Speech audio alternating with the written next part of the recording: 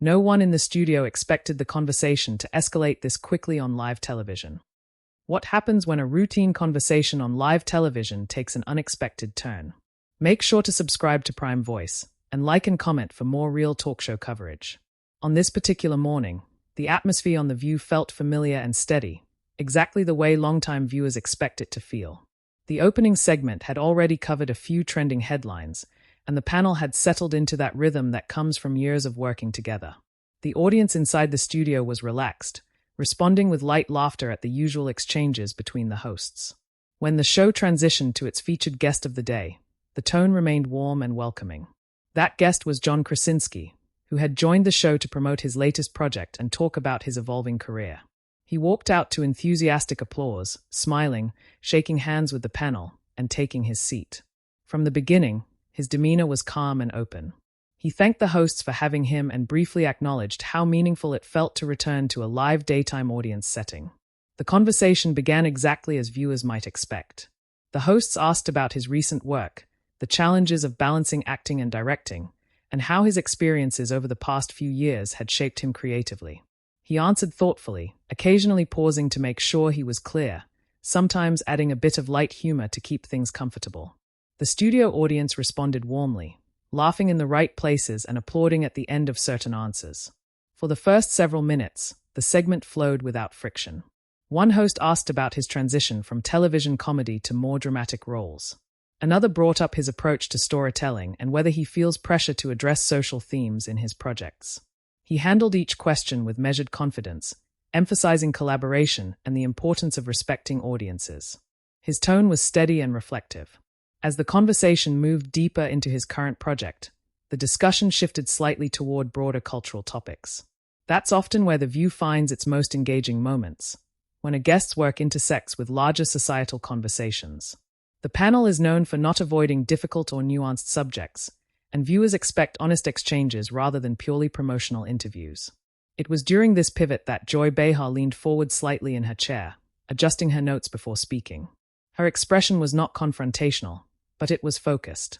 She framed her question around the responsibility of public figures when addressing controversial issues through entertainment. She referenced how audiences today are more divided than ever and asked whether he believes artists have an obligation to take clearer public stances. At first, the tone remained measured. John nodded as she spoke, listening carefully. He kept his posture open, hands resting lightly together. When she finished, there was a brief pause, not uncomfortable, but noticeable. It was the kind of pause that suggests someone is choosing their words carefully rather than reacting emotionally. He began by saying he respects the platform artists have but hesitates to oversimplify complex issues. He explained that storytelling, in his view, should invite conversation rather than dictate conclusions. The audience responded with light applause, signaling agreement with the idea of thoughtful dialogue. Joy followed up, clarifying her point. She wasn't suggesting artists preach, she said, but she questioned whether neutrality can sometimes feel like avoidance. Her tone remained conversational, but the pacing slowed slightly. Other hosts glanced between them, sensing that the exchange was becoming more layered than the earlier parts of the interview. John's expression shifted subtly. He remained polite, but his smile faded into a more serious look. He explained that he doesn't see his approach as neutral. Instead, he described it as intentional restraint, allowing audiences to engage critically rather than telling them what to think. He mentioned that in a highly polarized climate, pushing audiences too forcefully in one direction can shut down meaningful discussion. At this point, the studio audience grew quieter. There were no longer easy laughs or immediate applause. Instead, there was attentive silence. The kind of silence that indicates viewers understand the conversation has moved beyond promotion and into genuine disagreement. Joy gently interjected, pointing out that some critics argue silence can benefit the status quo. She asked whether, in moments of national tension, artists should be clearer about where they stand. Her tone was calm, but there was firmness in her delivery. John leaned slightly forward in his seat. He didn't raise his voice, but his words carried more emphasis. He clarified that he does have personal convictions, and he supports causes privately and publicly when appropriate. However, he pushed back on the idea that every creative project must serve as a direct political statement. He said that sometimes telling human stories, even without explicit messaging, can be just as impactful. One of the co-hosts stepped in briefly, perhaps to ease the tension, suggesting that there are different ways to contribute to social change. That comment drew light applause from the audience, helping reset the tone momentarily. Still, Joy returned to her central question. She asked whether, given his large platform, he feels pressure to speak out more explicitly. Her body language remained composed, but she maintained eye contact, signaling she wanted a direct answer. This was the moment when viewers could sense the shift most clearly. John paused again, inhaled slightly, and responded more firmly than before. He said he believes in accountability, but he resists the expectation that every public figure must perform their values in a specific, visible way to be considered engaged. He explained that genuine commitment often happens off-camera, away from interviews and headlines. The studio audience offered a mix of reactions, a few claps, some murmurs. It wasn't divided in a dramatic way, but it was clear that opinions varied. Throughout the exchange, neither voice was raised. There was no overt hostility. Yet the energy had changed from light promotional chat to a serious conversation about public responsibility. The pacing slowed, and each person chose their words carefully. As the segment continued, another host asked a bridging question about how he navigates criticism. This allowed John to expand on how he processes feedback and how he decides when to respond publicly and when to stay focused on his work. He acknowledged that not everyone will agree with his approach and said he's learned to accept that. Joy listened closely, nodding occasionally, but she added one final thought, that audiences sometimes look to artists for moral clarity in uncertain times. John replied that he understands that expectation but believes clarity can come in many forms, including nuanced storytelling rather than direct commentary. By the end of this first stretch of the conversation, the disagreement had not exploded into anything dramatic, but it had become unmistakably real. It was the kind of exchange that daytime television often produces, thoughtful, tense at moments, but grounded in mutual respect. The audience applauded as the show briefly shifted to a lighter topic, but the earlier exchange lingered in the room. Viewers at home could likely feel it as well. What began as a routine promotional interview had evolved into a meaningful discussion about public responsibility, creative freedom, and the expectations placed on well-known figures in today's media landscape. And as the segment moved forward, it was clear that the conversation was not entirely finished. As the conversation resumed after that brief transition, the atmosphere in the studio felt slightly different from the easygoing tone that had opened the segment. The applause had settled, but there was a heightened attentiveness in the room. The panel seemed aware that they had stepped into territory that required precision. John Krasinski maintained a composed posture, shoulders relaxed but expression thoughtful, as the discussion continued. One of the co-hosts circled back to his latest project, asking how themes of resilience and moral choice play out in the story. It was a subtle way of reconnecting the broader cultural conversation to his work. John answered steadily, explaining that the characters in his film wrestle with difficult decisions in complicated circumstances. He described how he tries to portray humanity rather than ideology, focusing on individuals navigating uncertainty rather than delivering clear-cut messages. That response prompted Joy Behar to lean in once more, this time referencing how audiences often interpret storytelling through their own political lenses. She observed that even when creators intend to focus on human complexity, viewers sometimes read strong ideological signals into the work. Her question was direct but measured. If audiences are already assigning meaning, does that change how he thinks about responsibility? John nodded, acknowledging that interpretation is inevitable. He explained that once a piece of art is released, it no longer belongs solely to the creator. Viewers bring their own experiences and perspectives, and that's part of the exchange. However, he reiterated that he does not believe in preemptively shaping art to satisfy every potential reaction. His voice remained calm, but there was a firmness in his cadence that hadn't been present at the very beginning of the segment. The audience responded with polite applause, though it was noticeably more restrained than earlier. It was the kind of reaction that suggests viewers are processing rather than simply agreeing. Joy followed up with a slightly sharper framing. She clarified that her concern wasn't about pleasing everyone, but about moments in history when silence can feel amplified. She mentioned how certain public figures have been criticized for avoiding clear positions during national debates. Without accusing him personally, she asked whether avoiding explicit statements risks being misunderstood. At this point, John's body language shifted subtly. He crossed one leg over the other and folded his hands together, a posture that suggested focus rather than defensiveness. He said he understands the concern but believes there's a difference between silence and discretion. He emphasized that he has spoken out on issues that matter deeply to him, but he does so when he feels informed and prepared, not simply because a public moment demands it. The studio audience was quiet again. A few scattered claps broke the silence, but overall, viewers seemed to recognize that this was no longer a light promotional exchange. It had evolved into a thoughtful debate about public engagement. Another co-host attempted to contextualize the exchange by asking whether the pressure on actors today is different from previous decades. John agreed that social media has changed expectations dramatically. He pointed out that audiences now expect near-instant commentary from celebrities on breaking news, often before facts are fully clear. He expressed concern about the speed at which statements are demanded, suggesting that thoughtful responses require time. Joy acknowledged that point but gently countered that influence carries responsibility.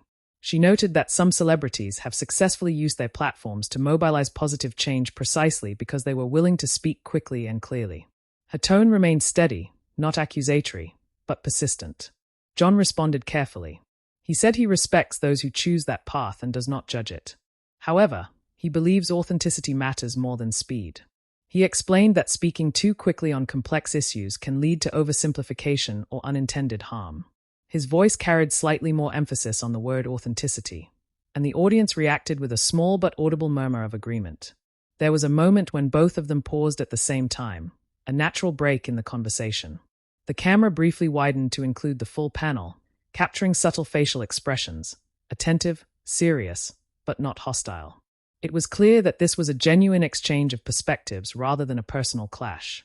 One co-host shifted the focus slightly by asking John whether he has ever regretted not speaking out sooner on something. He admitted that there have been times when he wished he had contributed earlier to certain conversations. He said that hindsight can bring clarity, and he continues to learn how to navigate public expectations.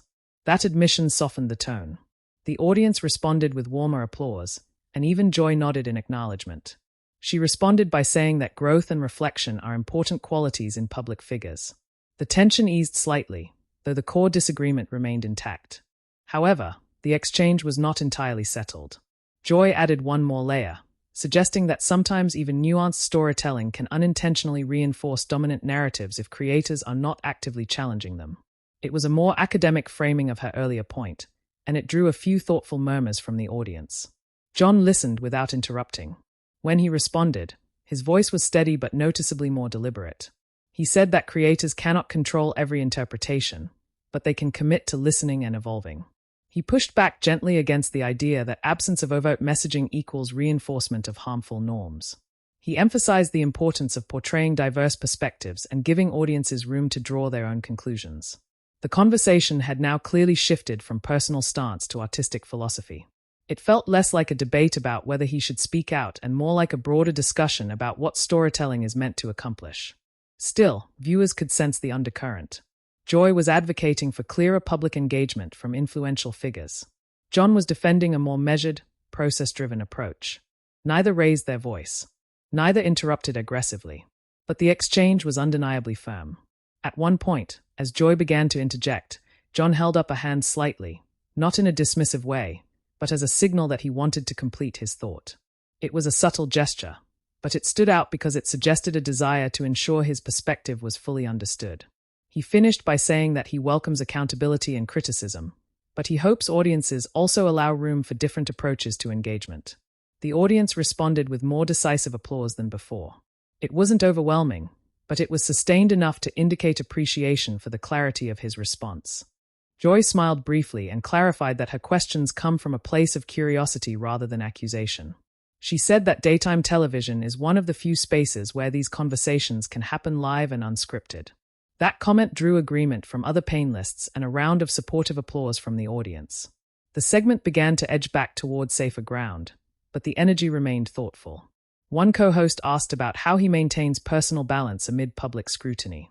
John spoke about family, privacy, and the importance of stepping away from social media when necessary. His tone relaxed slightly, though traces of seriousness lingered. Even as the discussion transitioned, viewers could sense that the earlier exchange would likely be the clip that circulated after the show. It was measured but meaningful, the kind of disagreement that feels authentic rather than manufactured. By the end of this portion of the segment, the studio had returned to a more neutral energy. Yet the conversation had clearly left an impression. What began as a routine promotional interview had evolved into a nuanced discussion about celebrity responsibility, artistic freedom, and the expectations placed on public figures in a highly connected world. And as the hosts prepared to move further into the segment, it was evident that the moment had subtly shifted the tone of the entire show. As the segment continued, there was a noticeable recalibration in tone. The conversation had not derailed, but it had clearly deepened beyond a standard promotional appearance. The audience, which had been lively earlier, was now listening with sustained focus. You could sense that everyone in the room understood they were witnessing a real exchange of perspectives rather than a rehearsed back and forth. One of the co-hosts brought the discussion back to the broader media environment, asking John Krasinski how he filters public feedback when opinions online can be intense and immediate. It was a natural extension of the earlier conversation about public responsibility, but framed in a way that invited reflection rather than confrontation. John responded by explaining that he tries not to confuse volume with consensus.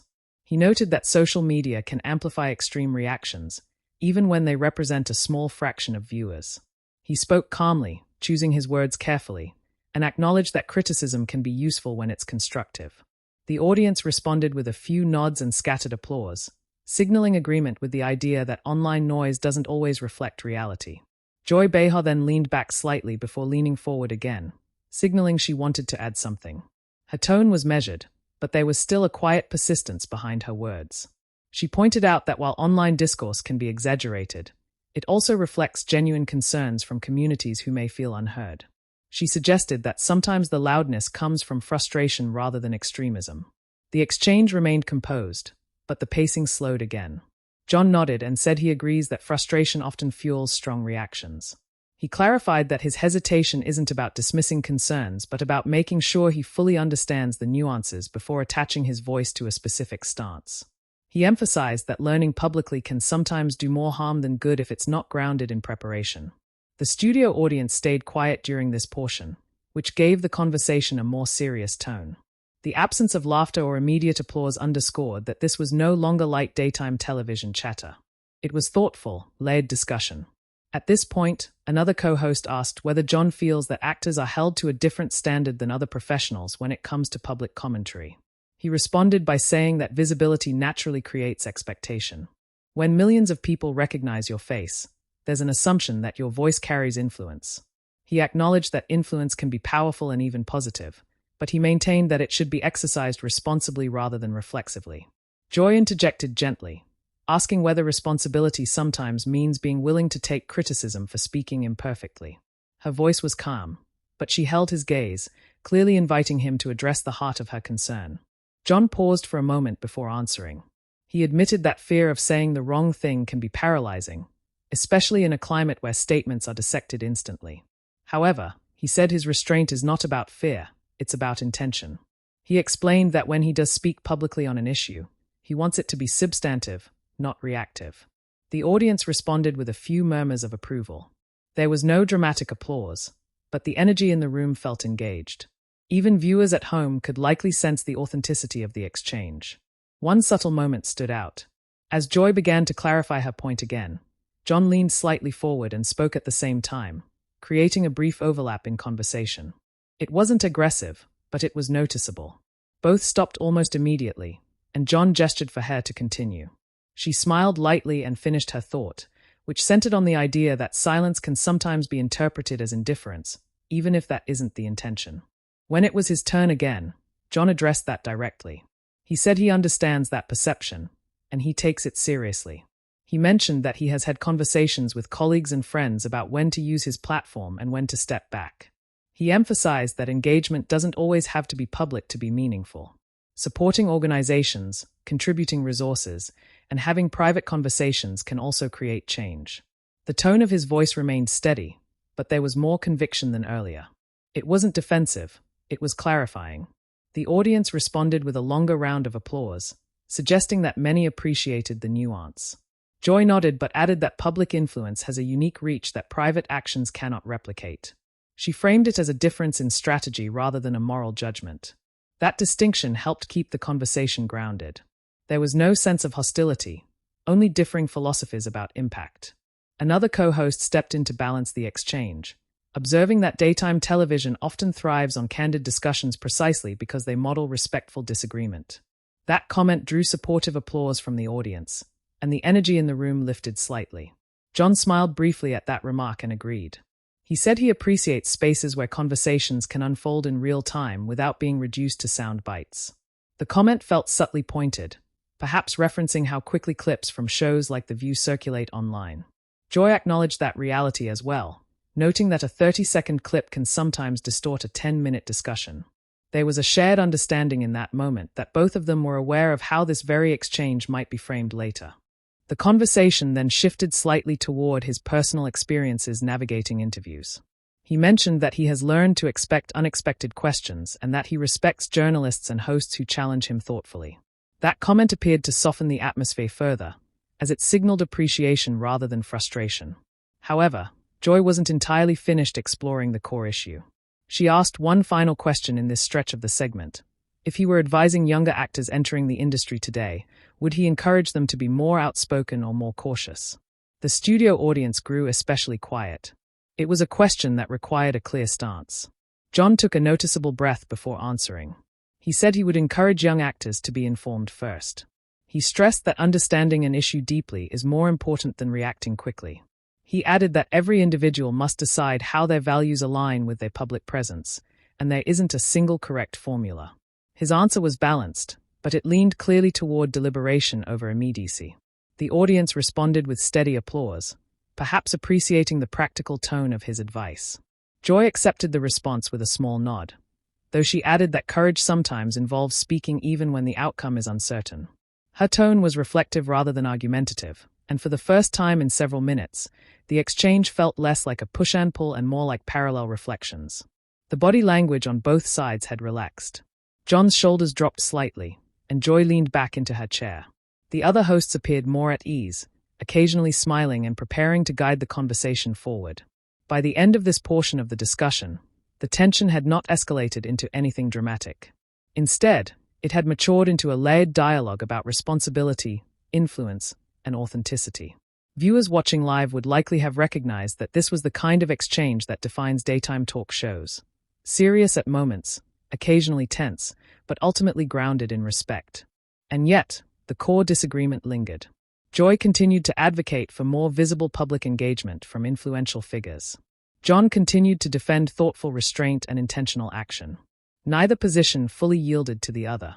As the segment moved toward its later stages, it was clear that the most intense part of the conversation had passed, but the implications of what had been said were still resonating in the room. As the discussion moved into its later stretch, there was a noticeable shift in how the panel approached the conversation. The earlier back and forth between John Krasinski and Joy Behar had established their differing perspectives clearly, and now the tone leaned more toward reflection than challenge. The audience seemed aware that they had just witnessed a substantive exchange, and the energy in the room carried that awareness. One of the co-hosts redirected the conversation slightly by asking John how he separates his personal values from the characters he portrays on screen. It was a question that allowed him to step back from the abstract debate and focus on his craft. He explained that acting often involves stepping into perspectives that don't mirror his own, and that process can actually deepen his understanding of complex issues. He described storytelling as an exercise in empathy, where the goal is not endorsement but exploration. That response was met with steady applause. The audience seemed more comfortable again, responding to a topic that felt closer to the creative process rather than the broader expectations of celebrity activism. Joy, however, wasn't entirely ready to leave the central theme behind. She acknowledged his point about empathy but added that empathy sometimes demands visibility. She clarified that her questions were not about forcing declarations, but about recognizing the influence that comes with recognition. Her tone was less pointed now, more reflective, almost conversational. John listened carefully and nodded before responding. He reiterated that he doesn't reject visibility. He simply believes it should be intentional. He said that when statements are made solely because of public pressure, they risk losing sincerity. His voice remained calm, but the steadiness in his delivery suggested he felt strongly about this distinction. The studio audience responded with a thoughtful murmur, followed by light applause. It wasn't enthusiastic cheering, but it was supportive enough to signal that many viewers appreciated his perspective. At this point, another co-host stepped in with a question that shifted the focus toward the impact of live television itself. She asked both John and Joy whether conversations like this are helpful precisely because they allow disagreement without hostility. That comment seemed to release some of the remaining tension. Joy smiled and agreed that respectful debate is valuable, especially on daytime television. She pointed out that shows like The View are designed to host different opinions at the same table. She emphasized that disagreement does not equal disrespect. The audience applauded more warmly at that statement. John echoed that sentiment, saying he appreciates being challenged in environments where the intent is dialogue rather than confrontation. He added that he would rather have a thoughtful exchange on live television than avoid the topic entirely. That acknowledgement seemed to resonate strongly, drawing one of the more sustained rounds of applause during the segment. The body language across the table had softened noticeably. Joy leaned back slightly, hands resting comfortably, while John's posture appeared more relaxed than earlier. The camera occasionally captured them exchanging brief smiles, subtle but genuine, reinforcing that the disagreement had never crossed into personal conflict. However, there was still one lingering thread. Joy gently posed a final clarification. If a major national issue were to arise tomorrow, would he feel compelled to address it publicly? The question was framed hypothetically, but it brought the conversation back to its core. John took a moment before answering. He said that in moments of clear moral urgency, he believes speaking out can be necessary. But he stressed that such decisions must come from conviction rather than expectation. He emphasized that authenticity remains his guiding principle. The audience responded with measured applause, signaling appreciation for the clarity of his stance. There was a noticeable pause after his answer, not tense, but reflective. It was the kind of pause that sometimes follows when both sides recognize they have fully expressed their positions. One of the co-hosts then shifted the conversation toward lighter territory, asking about his family life and how he maintains normalcy despite public scrutiny. The tonal change was deliberate. The audience welcomed it with laughter and applause, grateful perhaps for a moment of ease after the weightier discussion. John responded warmly, sharing anecdotes about balancing work and home life. His demeanor became lighter again, and the studio energy followed suit.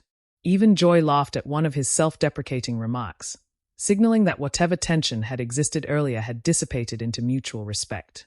Still, the earlier exchange lingered in subtle ways.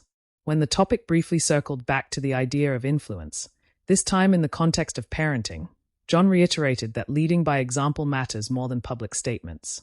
It was a softer reiteration of his earlier philosophy, framed in a personal context. Joy nodded thoughtfully and added that modeling respectful conversation for younger generations might be just as impactful as public advocacy. That comment bridged their perspectives in a meaningful way.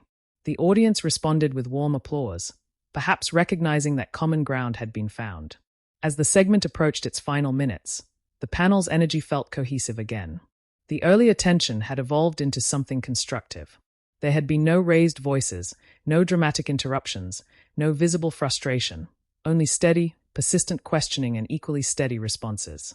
The camera occasionally cut to audience members who appeared engaged and attentive. Some nodded along, others leaned forward in their seats. It was clear that the exchange had captured attention without veering into spectacle. In the final stretch before the commercial break, one co-host summarized the conversation by noting that public influence is complex and that there is no single blueprint for navigating it. John agreed, saying that he continues to learn and adapt as expectations evolve. Joy added that continued dialogue is essential, even when agreement isn't reached. The audience responded with one of the more unified rounds of applause of the segment. It felt less like support for one viewpoint over another and more like appreciation for the exchange itself. As the show prepared to transition, the atmosphere in the studio had returned to its usual daytime warmth. Yet viewers could sense that something meaningful had occurred.